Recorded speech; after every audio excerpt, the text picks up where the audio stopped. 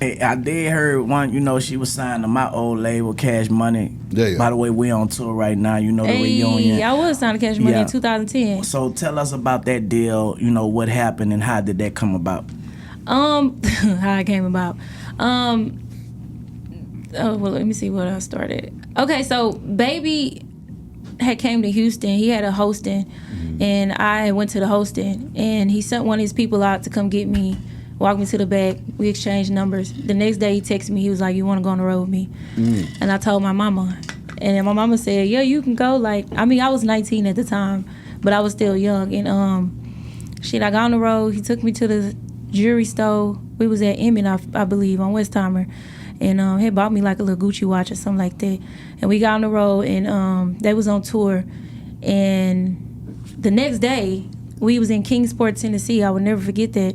And we ended up getting pulled over by the police. And all 17 of us went to jail. Damn.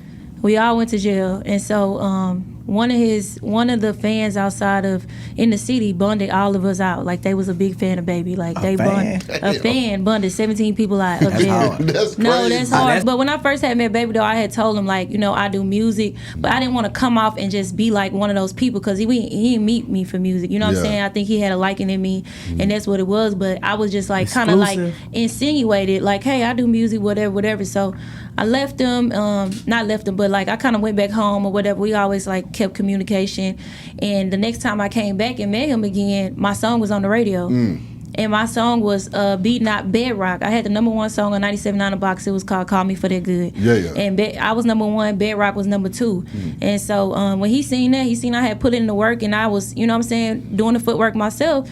He ended up sending my lawyer a deal, and it was the best deal. My lawyer said it's the best deal she ever seen. Like, my God, it was like phenomenal. I'm like, damn, like this shit is hard. So was this when Nicki was doing her thing? So basically, let me tell you what happened. I'm about to get there.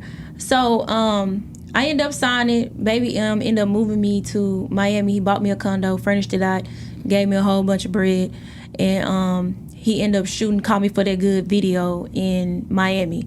Flew all my friends out. He said, however many people you want to bring. I brought about 15 people.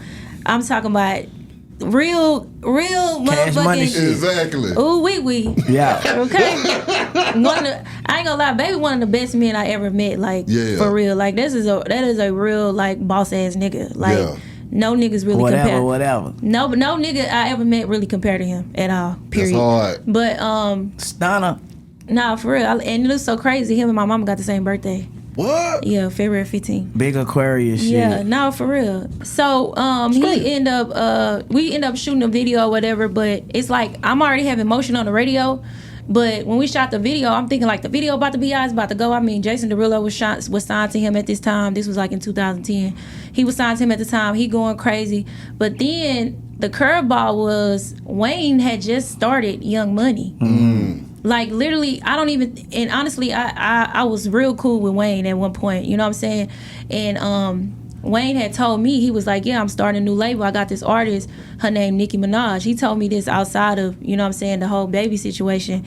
And I think that once I signed to Baby, that's when it came out that Wayne had started Young Money. And they started pushing Nicki Minaj. Yeah. So it's just kind of like, it put me on a shelf. Like, it like bagged me. It's like they wasn't worried about me at that point, because, and I understood, like, Wayne called the shot. Yeah, but I understood it because it's like your loyalty is with Wayne, so whatever he pushing, you gonna be on there. Everything else stop. You know what I'm saying? That's your son. You gonna make sure whatever he got going on, you gonna support it 100%. So I just feel like it was just kind of like bad timing for me.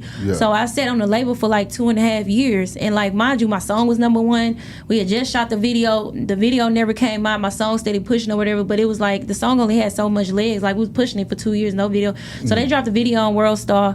They dropped the song on iTunes under Brittany, which nobody could find it because my name is just Brittany. I didn't even know where it was. And it was just kind of like a sad thing. I was just like, damn, I'm like, man, I don't want to be sitting on a label. So I hit him up and I was just like, can I get a release? And he released me without So do you regret that? Do you wish? Because how y'all relationship is right now? I ain't talked to him in years.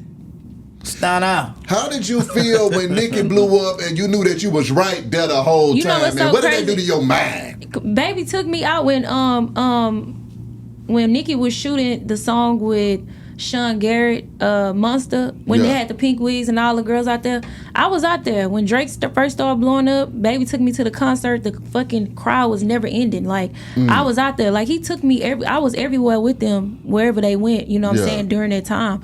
So it just like, it was just a stance. It was like, hurry up, we're going now. I'm all excited, my heart beating, like, you know, I come back to the city, I'm famous, like, you know what I'm saying? And then it's just like, stop, like a complete, it's like you going 100 miles per hour and the brakes just constantly hit, like my head hit the dashboard. It's like, whoa, that shit hurts. So it's like, I gotta say something. So I waited. Nobody said nothing. Nobody was responding back to me. It wasn't nothing. So it's just like, I had to do what was best for me, like, and I it was the best deal like that I ever had, and it was at a young age, and it's just like, damn, like, if you could just see me now, like, you know what I'm saying, like, oh, they see you. A lot of people see you.